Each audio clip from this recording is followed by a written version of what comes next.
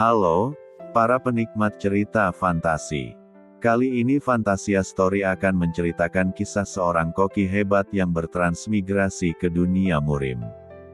Judul cerita ini adalah Menjadi Koki di Dunia Murim. Bagian 1. Selamat menonton dan mendengarkan.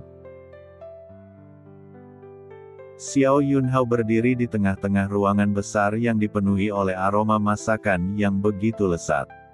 Di depannya, jajaran juri sedang sibuk berdiskusi, memegang lembaran kertas yang mencatat setiap detail penampilan, rasa, dan presentasi dari hidangan yang baru saja ia sajikan. Ini adalah salah satu kompetisi memasak paling bergengsi di dunia, dan hanya koki-koki terbaik yang diundang untuk berpartisipasi. Suara bisikan antusias dari penonton semakin menambah ketegangan yang mengisi ruangan. Keringat dingin menetes di pelipis Yunhao, namun bukan karena kelelahan fisik. Ini adalah momen yang telah ia impikan sejak lama. Setelah bertahun-tahun belajar, berlatih, dan berkorban, kini ia berada di ambang kemenangan yang akan mengukuhkan namanya di antara koki-koki legendaris. Sesekali, tatapannya melayang ke arah trofi emas yang mengilap di atas panggung.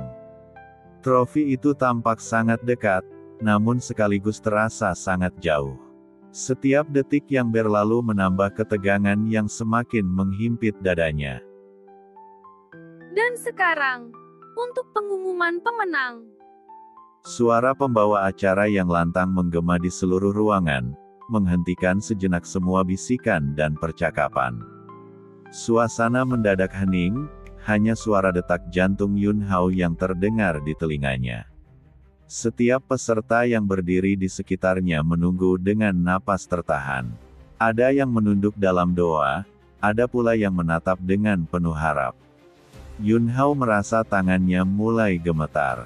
Sebuah perasaan campuran antara harapan dan ketakutan mengisi pikirannya. Apakah ini saatnya? Apakah ia akhirnya berhasil? Pemenang kompetisi memasak bergengsi tahun ini adalah... Selamat, Xiao Yunhao. Mari beri tepuk tangan yang meriah kepada Chef Xiao Yunhao. Kepada Chef Xiao Yunhao, kami persilahkan untuk naik ke atas panggung. Seketika, tepuk tangan meriah memenuhi ruangan. Suara sorak-sorai dari para penonton dan sesama peserta membanjiri ruangan seperti ombak yang menghempas pantai. Yunhao terdiam sejenak, sulit mempercayai apa yang baru saja ia dengar. Namanya benar-benar disebut. Dia telah menang. Ini adalah kemenangan yang sudah ia impikan sepanjang kariernya. Dengan senyum lebar dan hati yang berdebar kencang, Yunhao melangkah menuju panggung. Setiap langkahnya terasa seperti dalam mimpi. Dia bisa merasakan semua mata tertuju padanya, memberikan sorakan, tepuk tangan, dan penghormatan yang selama ini ia idam-idamkan. Tangannya masih gemetar saat menerima trofi yang mengilap itu, dan dia berusaha menahan air mata kebahagiaan yang hampir tumpah. Namun, saat dia berdiri di tengah panggung dengan trofi di tangannya, sesuatu yang tak terduga terjadi. Sebuah suara berderak keras terdengar dari langit-langit. Sebelum sempat memahami apa yang terjadi, Yunhao merasakan ada bayangan besar yang gelap, melayang tepat di atas kepalanya. Suara itu terdengar renyah. Lampu gantung besar yang tergantung di atas panggung tiba-tiba terlepas dan jatuh, langsung menimpa tubuh Yunhao.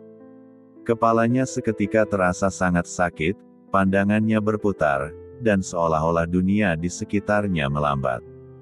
Jeritan panik dari penonton terdengar samar di telinganya, namun semuanya semakin kabur hingga akhirnya gelap total. Yunhao merasa seperti tenggelam dalam kegelapan yang dalam dan pekat. Dia tidak merasakan apa-apa lagi. Tubuhnya, pikirannya, semuanya terasa hilang dalam kehampaan. Ketika kesadarannya perlahan kembali, hal pertama yang dirasakannya adalah dinginnya sesuatu yang ada di dahinya. Perlahan-lahan, Ia membuka matanya. Langit-langit ruangan yang berbeda dari yang ia kenal muncul di pandangannya. Cahaya redup menembus tirai tipis, menciptakan bayangan lembut di sekitarnya. Dia terbaring di atas ranjang yang keras, jauh dari kenyamanan tempat tidurnya yang biasa. Selimut tebal menutupi tubuhnya, sementara ada kompres dingin di dahi, sesuatu yang jarang ia alami sejak kecil. Semua terasa sangat asing baginya. Di mana aku? Pikirnya.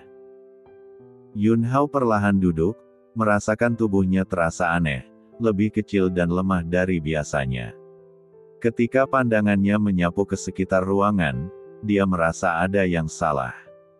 Perabotan kayu tua dan dinding-dinding berwarna kusam, semuanya terasa asing baginya. Ini bukan kamarnya, bukan juga rumah sakit. Matanya tertuju pada sebuah cermin kecil di meja samping tempat tidur. Refleksi di cermin itu membuatnya terpana. Seorang anak kecil, dengan rambut hitam tebal dan wajah bulat, sedang menatapnya dari balik kaca. Pipi bakpao itu membuatnya nampak sangat imut. Yunhao mengerutkan kening, merasa bingung. "Siapa anak ini?" bisiknya. Dia memutar kepala, melihat sekeliling untuk memastikan dia tidak sedang ditemani oleh orang lain. Namun, saat tatapannya kembali pada cermin itu, perasaan aneh mulai merayap ke dalam dirinya. Bocah dalam cermin itu ternyata melakukan gerakan yang sama dengannya. Dia menyentuh wajahnya, dan bocah itu juga melakukan hal yang sama. Gerakan mereka serasi, seperti bayangan yang meniru setiap langkahnya. Dengan gemetar, Yunhao berdiri dari tempat tidur dan mendekati cermin, hatinya berdegup kencang. Dia menatap anak kecil itu lebih dekat, memperhatikan setiap detail di wajah imut yang menatapnya. Mata yang besar dan bulat, pipi yang kenyal, tubuh yang kecil dan kurus. Tiba-tiba kesadaran menghantamnya bagaikan petir. "Itu aku," gumamnya terkejut. Tangannya menyentuh wajahnya sendiri, merasakan kulit yang lembut dan kenyal di pipinya. Apa yang terjadi dengan tubuhku?" Dengan cepat, Yunhao berbalik dan memeriksa tubuhnya yang kini terlihat jauh lebih kecil dan mungil. Lengan yang dulu kuat dan terlatih kini tampak tipis dan pendek. Ia merasa seolah-olah tubuhnya berubah menjadi anak kecil. Kenyataan itu menyambar dirinya seperti pukulan telak yang tak terduga. "Bagaimana ini mungkin? Apa aku sedang bermimpi?"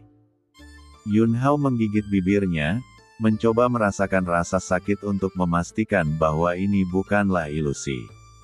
Namun, semuanya terasa nyata, bahkan terlalu nyata untuk sekedar mimpi di siang bolong. Dia mengambil napas panjang, berusaha menenangkan pikirannya yang kacau. Tenanglah. Ayo pikirkan kembali apa yang terjadi." Bisiknya, menatap kembali ke cermin dengan pandangan penuh kekhawatiran. Sambil menatap bayangannya yang baru, Xiao Yunhao tahu bahwa sesuatu yang sangat aneh telah terjadi. Dia bukan lagi pria dewasa yang sedang berdiri di atas panggung kompetisi memasak. Dia kini berada di tubuh seorang anak kecil, di tempat yang asing, tanpa petunjuk tentang bagaimana semua ini terjadi. Suara langkah kaki terdengar dari luar pintu, dan dengan cepat Yunhao berbalik, hatinya semakin berdebar. Pintu itu terbuka perlahan, dan seorang wanita parubaya dengan pakaian sederhana masuk sambil membawa nampan. Wajahnya lembut, namun tampak sedikit lelah. "Oh, Tuan Muda sudah bangun?" Katanya dengan suara lembut, seolah-olah dia telah mengenal Yunhao sejak lama. "Tuan Muda, apa maksudnya?" Pikir Yunhao bingung, namun ia tak sempat bertanya lebih jauh. Tubuhnya terasa sangat lelah, dan pikirannya dipenuhi berbagai pertanyaan yang tidak dapat ia jawab. Ketika dia mencoba mencari tahu siapa wanita di hadapannya itu, tiba-tiba kepalanya terasa seperti tersengat listrik.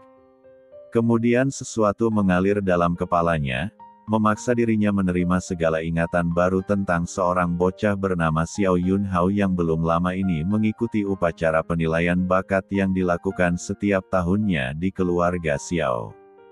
Dan ternyata tubuh bawaannya tidak cocok untuk kultivasi. Ingatan lain perlahan semakin bertambah seiring dengan kesadaran Yunhao yang mulai memudar, dan pada akhirnya dia jatuh tak sadarkan diri. Like dan subscribe, jika kamu menyukai cerita ini. Ikuti terus perjalanan kisah Yunhao dan tonton kelanjutannya.